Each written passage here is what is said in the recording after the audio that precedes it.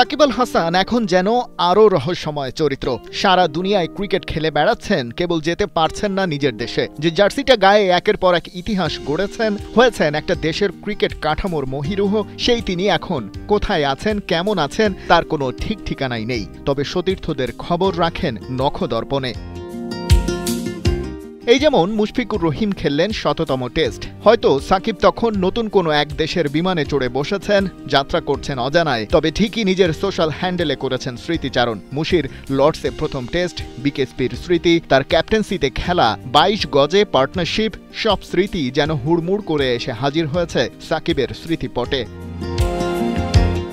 কিংবা তাইজুলের কথাই বাদ যাবে কেন? সাকিব এর আগে ছিলেন টাইগার জার্সিতে সর্বোচ্চ টেস্ট উইকেট শিকারী, যেটা ছাপিয়ে গেলেন তাইজুল। সবাই তো নিজের লক্ষ্যের কথা বলতে চান না, তাইজুলের ক্ষেত্রে সাকিব যেন সেটাই সেট করে দিলেন। ক্যারিয়ারটা যখন শেষ হবে, নামের পাশে যেন অন্তত ৪০০টা উইকেট থাকে। তাইজুল নিজে অবশ্য তেমন কোনো মাইলস্টোন সেট করেননি। নিজ দেশের প্লেয়ারদেরকে নিয়ে ভালো ভালো বার্তা দেবে, আসলে এটা একটা ভালো লাগার বিষয়। আমি সবসময় মনে করি যে আমাকে নিয়ে যারা এরকম পোস্ট দেয় বা যারা আমার কাছ থেকে আশা করে, আমি যেন তাদের আশাটাকে ফুলফিল করতে পারি ইনশাল্লাহ। যাক, যে কোনো টেস্টে প্রতিটা বল করার আগে তাইজুলের হয়তো মনে পড়বে সাকিবের কথা।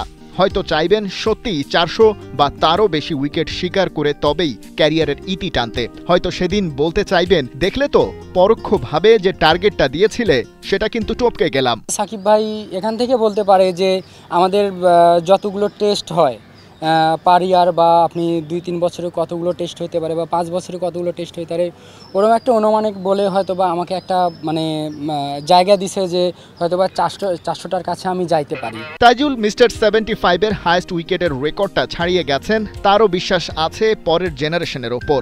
ওকে ছাড়িয়ে ভবিষ্যৎ বাংলাদেশের বোলাররা যাবে আরও বহুদূর, আরও বহু ওপরে। পরের যে জেনারেশনটা আসবে হয়তো বা আমাকেও ছাড়াই যাবে। আমি আল্লাহর কাছে ওইটাই চাই যে তারা আমাকেও ছাড়াই যাক।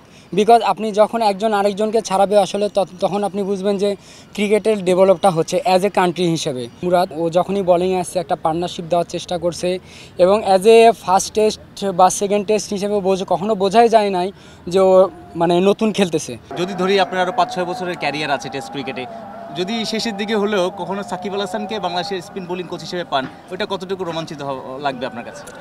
না, এখানে তো রোমাঞ্চিত হওয়ার কিছু নাই। এখানে অ্যাজ এ উনি একজন বড় স্টার, এখন যদি বাংলাদেশ ক্রিকেট বোর্ড তাকে কোচ দেয়, অবশ্যই এটা আসলে আমাদের আমরা এটা ক্রিকেট বোর্ডের সিদ্ধান্ত হবে। খেলাযোগের অদ্ভুত প্রশ্নটা বোধ হয় এই মিড দ্য প্রেসে আশা করেননি টাইগার স্পিনার। তবে আজকের এমন দিন যে কখনো আসবে সেটাই বা কে ভেবেছিল বছর 10 আগে? কল্পনার ঘোড়ায় চড়ে তাই ভাবতে বাধা নেই, তাইজুল যখন ক্রিকেটকে বিদায় বলবেন তখন কে থাকবেন বাংলাদেশের spin bowling coach? Khalid Jamil, ৭১।